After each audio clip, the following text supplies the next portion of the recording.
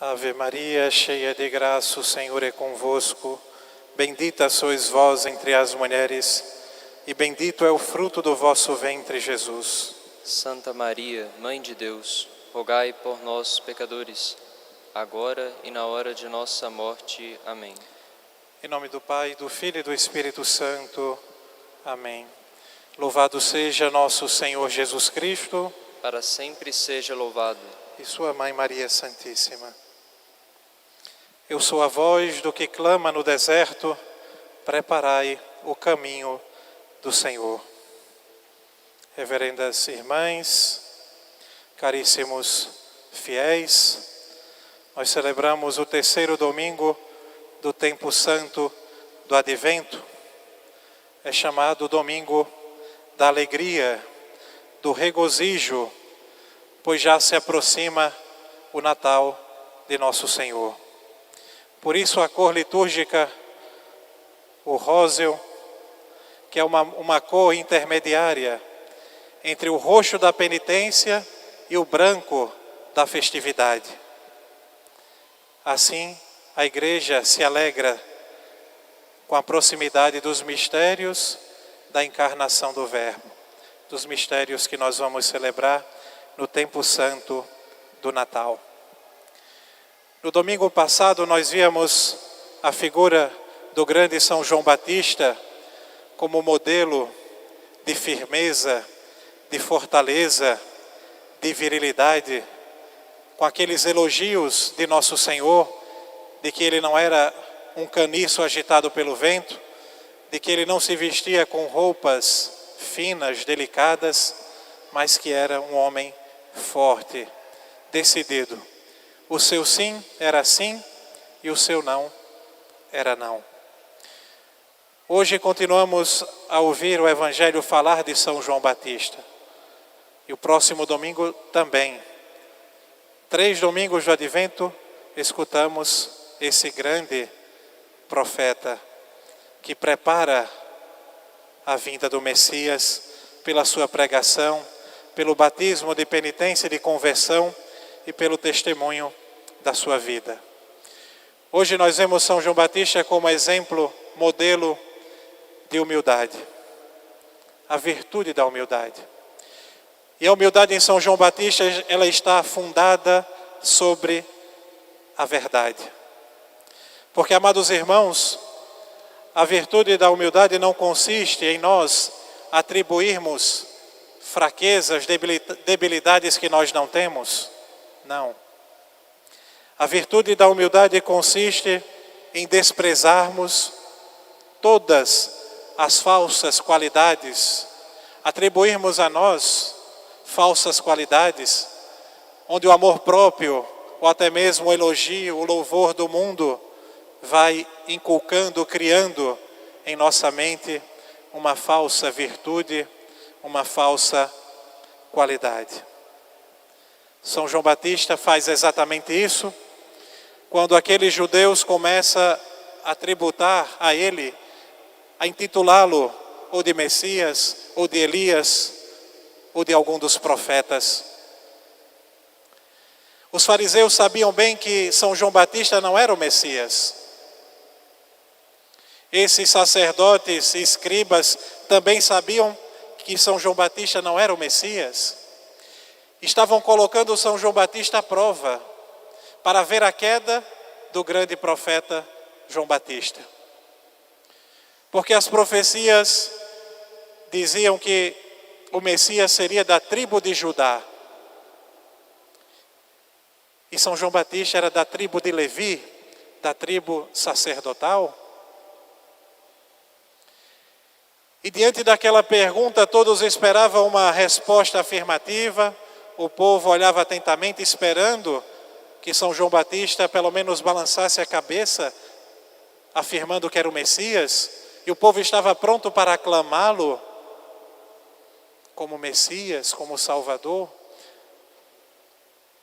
Mas São João Batista não era um caniço agitado pelo vento.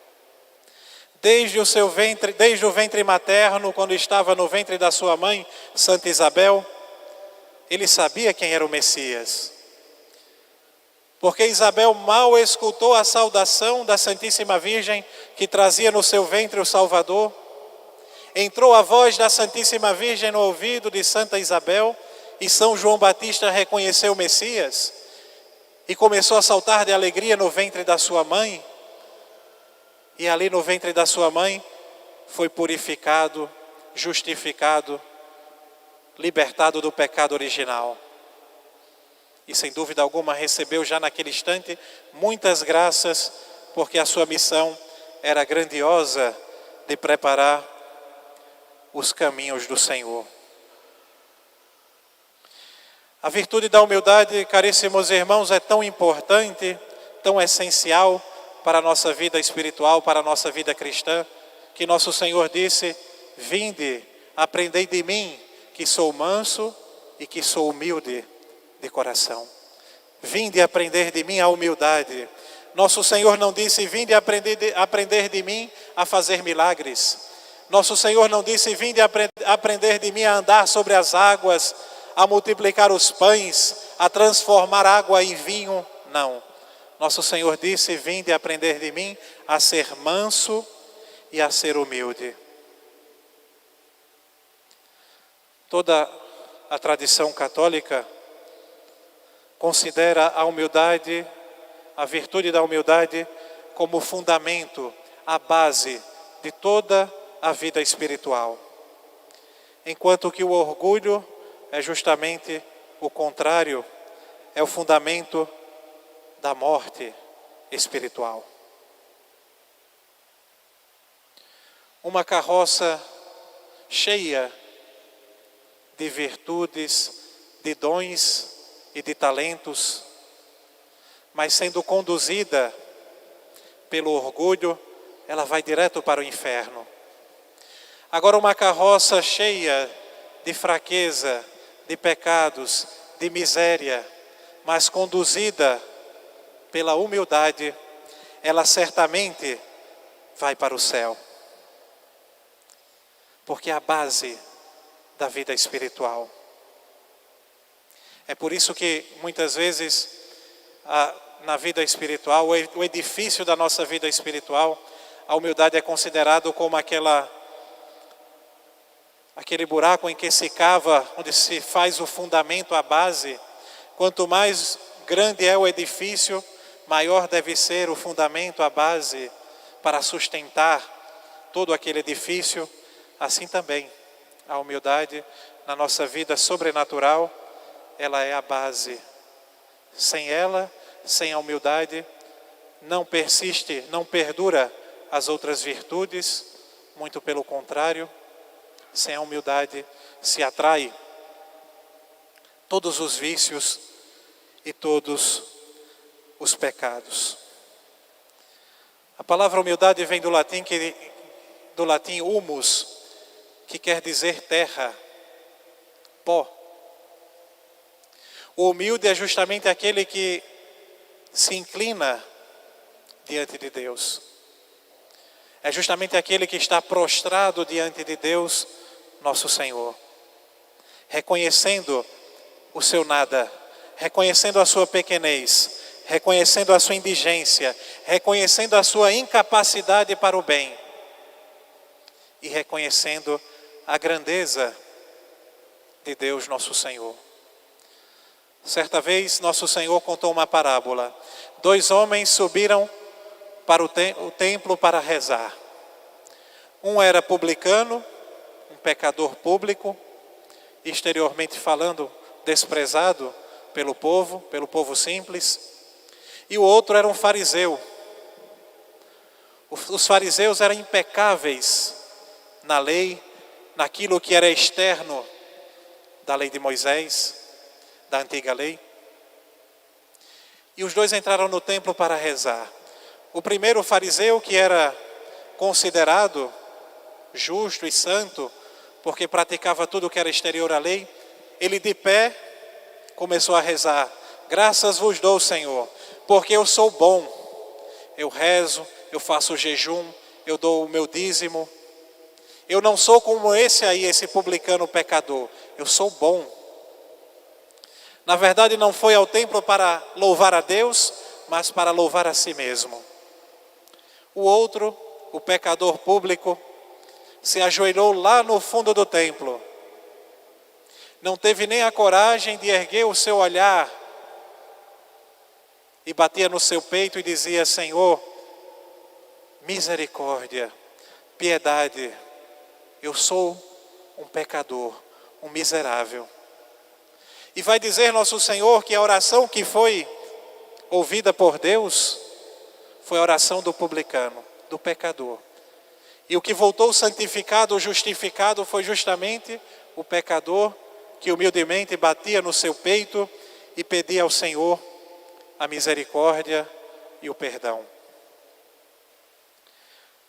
Uma das características do humilde é justamente a desconfiança de si mesmo. Pois o humilde sabe que não é capaz de nenhum bem. O humilde sabe que ele está inclinado sempre ao mal, à malícia, ao pecado. Ele sabe que sem a força, sem o auxílio de Deus, ele não pode nem sequer dar 2, 3 passos, pois vai cair. O humilde, ele confia unicamente em Deus nosso Senhor. Nosso Senhor diz no Evangelho de São João: sem mim nada podeis fazer. Sem a ajuda de Deus, amados irmãos, nós somos incapazes de qualquer obra boa. Nós somos incapazes de fazer uma obra útil para a nossa salvação. Somos incapazes de qualquer ato meritório para a nossa salvação eterna. Nós só podemos fazer o mal, o pecado, a maldade com as nossas forças. São Paulo vai dizer na sua carta aos Coríntios, na segunda carta aos Coríntios, que nós não podemos sequer ter um bom pensamento se não é inspirado por Deus, nosso Senhor. Também vai dizer São Paulo em outra carta que nós não podemos sequer chamar a Jesus Cristo de Senhor se não é no Espírito Santo, se não é movido, inspirado pelo Espírito Santo. Então, infeliz o católico que confia em si mesmo, que confia nas suas forças, porque a sua queda logo virá. São Pedro, quando nosso Senhor anunciou a sua traição, ainda hoje vai me negar 3 vezes. São Pedro, cheio de confiança de si mesmo, ele diz: mesmo que seja necessário morrer contigo, jamais te negarei. Confiando nas suas próprias forças. E nós sabemos, São Pedro, diante daquela mulher, ele vai negar a nosso Senhor, vai tremer diante daquela mulher, naquela noite de Quinta-feira Santa, e 3 vezes vai negar diante dos homens a nosso Senhor Jesus Cristo. Por isso, amados irmãos, a Sagrada Escritura chama de bem-aventurado, de feliz, o homem que não confia em si mesmo, o homem que tem medo de ofender a Deus. Beatus homo qui semper est pavidus. Bem-aventurado o homem que sempre tem temor. O temor de Deus não é o medo de Deus, mas é o medo de perder a Deus. É o medo de ofender o Senhor, que é tão bom, que é o nosso sumo bem. É o medo de perder a amizade com Deus, nosso Senhor. É por isso que o humilde sempre tem o medo, sempre tem medo de cair, sempre está desconfiado das suas próprias forças e por isso foge das ocasiões de pecado. O humilde foge das ocasiões de ofender a Deus. O orgulhoso, cheio de si mesmo, confiando nas suas forças, constantemente se coloca em ocasião de pecado. E cheio de si mesmo, não pede a Deus a sua graça, a sua bênção, a sua força, o seu auxílio. E por isso o orgulhoso constantemente está caindo, ofendendo a Deus e cometendo pecados. Imaginemos, amados irmãos, alguém que está escalando uma grande montanha e ali começa a descer naquela montanha, fazendo como que um rapel, está amarrado em uma corda e o seu amigo lá no alto da montanha está sustentando consigo aquela corda. E aquele homem certamente olha para cima e diz: amigo, por favor, segure bem essa corda. Por caridade divina, não solte essa corda. Assim, amados irmãos, deve ser a nossa atitude para com Deus nosso Senhor. São Felipe Neri, todas as manhãs, ele rezava: Senhor, hoje não solteis a sua mão, não solteis a mão de Felipe, porque se vós soltais a mão de Felipe, ele é capaz de o trair. Ele é capaz até mesmo de vender o Senhor. Nós devemos continuamente pedir a nosso Senhor que nos ajude, pedir a nosso Senhor que nos segure, que nos sustente, pedir a nosso Senhor que nos dê todas as graças para sermos fiéis todos os dias à sua graça, ao seu amor e à sua bondade. E a atitude do humilde também diante das quedas, da fraqueza do próximo. Os santos eram assim. Ao olhar o pecado do próximo, não se escandalizavam, não julgavam, mas rezavam e diziam a Deus assim: obrigado, Senhor, porque o Senhor está me sustentando. Tende piedade, tende misericórdia desse meu irmão. Se o Senhor não me segura, não me sustenta com os seus braços, eu sou capaz de cometer os pecados piores que o pior pecador, os crimes piores que o pior criminoso que possa existir. Me ajuda, Senhor. Dai-me a vossa santa graça. E além da desconfiança de nós mesmos, nós devemos ter uma profunda confiança em Deus, nosso Senhor. O humilde, ele confia constantemente em Deus, nosso Senhor. Não basta desconfiar de si mesmo, pois a desconfiança de si mesmo sem a confiança em Deus pode nos levar ao relaxamento, à falta de ascese e até mesmo ao desespero diante da nossa fraqueza, diante da nossa incapacidade. É preciso uma balança para que equilibre essas duas coisas. Quanto mais eu confio em Deus, mais eu desconfio de mim mesmo. E quanto mais eu desconfio de mim mesmo, mais eu devo ter confiança em Deus, nosso Senhor. Para terminar, um exemplo da Sagrada Escritura. Temos vários exemplos de personagens marcados tanto pela humildade como pelo orgulho. O grande rei Nabucodonosor, que era rei do grande império da Babilônia, era um homem extremamente orgulhoso. Além de idólatra, era um homem orgulhoso, cheio de si mesmo. Constantemente estava se vangloriando, constantemente estava louvando a si mesmo. Olhava para o seu grande reinado e considerava tudo aquilo como obra das suas mãos. Olhava para o seu palácio e considerava tudo aquilo obra das suas mãos. Porque o orgulhoso, ele rouba a glória de Deus. O humilde, ele reconhece que tudo o que tem de bom nele, de virtuoso, vem de Deus. E que tudo o que tem de miserável, de pecaminoso, vem dele mesmo.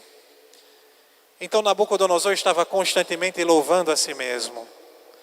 Ele tem um sonho, tem dois sonhos, mas um sonho deixou ele extremamente preocupado. Ele teve o sonho de uma grande árvore que chegava até arranhar os céus, onde muitas aves vinham habitar nos seus ramos, onde os animais vinham descansar nas suas sombras, uma grande e poderosa árvore. E ele entendia, interpretava que aquela árvore era ele, era o seu reinado, o seu poder. Mas até que aparecem alguns servos de Deus e manda cortar aquela árvore. E que aquela árvore deve ficar, o tronco, o resto daquela árvore deve ficar ali amarrada com correntes. E aquilo inquietou tremendamente o rei. Chamou todos os sábios, os magos, e ninguém foi capaz de interpretar. E ele mandou matar todos aqueles sábios, aqueles magos que não foram capazes de interpretar aquele sonho. Até que o profeta Daniel se coloca na presença do rei, e ele, que era homem de Deus, não como os sábios, aqueles magos que serviam os falsos deuses, mas Daniel, que era servo do Deus verdadeiro, ele vai dizer, vai interpretar aquele sonho para o rei. E aquele sonho era um castigo de Deus, porque o castigo de Deus é também medicina para os homens. O castigo era justamente que o rei iria perder o seu juízo, iria viver como um animal, durante 7 anos iria sofrer essa dura humilhação. O rei não se converte, não se emenda de vida, não deixa os ídolos, não deixa o seu orgulho, e vem o castigo de Deus. 7 anos desnorteado do juízo. 7 anos andando como animal, de 4, alimentando do capim das ervas como um boi. As suas unhas cresciam, parecia mais uma garra de uma ave. O seu cabelo começou a ficar horrível, era como penas de animais. E assim viveu 7 anos o rei Nabucodonosor. 7 anos. Até que recebe a graça do arrependimento, da conversão e muda de vida. Retoma o seu reinado, recebe de Deus novamente o seu juízo e perde aquela aparência de besta e se torna novamente parecido com um homem. Amados irmãos, o mesmo acontece não fisicamente falando, mas com a nossa alma, quando ela é impregnada do orgulho, do pecado, do mal, da malícia. Por isso o nosso Senhor vai dizer, não jogueis as pérolas aos porcos, porque muitas vezes a alma do orgulhoso, do pecador, ela é suja como um porco, cheio de lama, de sujeira, de podridão. Por isso o nosso Senhor vai dizer, não deis as coisas santas aos cachorros, porque muitas vezes a nossa alma é também como um cachorro, é também como uma besta, é também como uma fera. Tanto tempo preocupado com a beleza exterior, quantas horas gastas no salão de beleza, quantas horas gastas numa academia. Tá certo, tem que se cuidar da beleza, da saúde, mas sempre com temperança.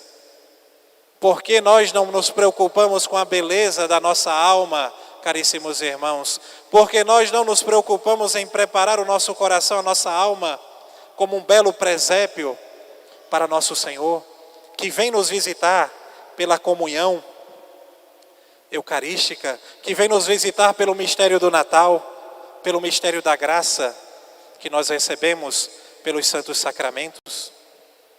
Peçamos a Deus nosso Senhor a graça de sermos humildes, pequenos, humus, pó, de reconhecermos sempre o mistério da providência de Deus na nossa vida, que derrama sobre nós a sua bondade, a sua graça, os seus talentos, os seus dons.